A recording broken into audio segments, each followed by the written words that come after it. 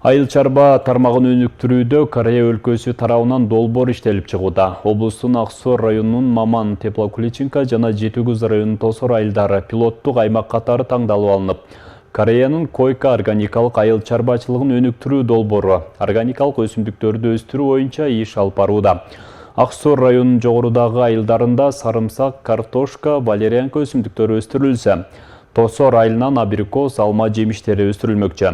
Чакан комплекс куруу менен ишти алдыга жылдырса болорун белгилешүүдө. Корея өлкөсүнөн келген ишкерлер учурда дыйкандар менен жолугушуу өткөрүп, түшүндүрүү иштерин жүргүзүп, окутууларды өткөрүшүүдө. Бүгүн аталган долбоордун өкүлдөрү жалпыга маалымдоо каражаттарынын өкүлдөрүнө долбоор тууралуу маалымат берди.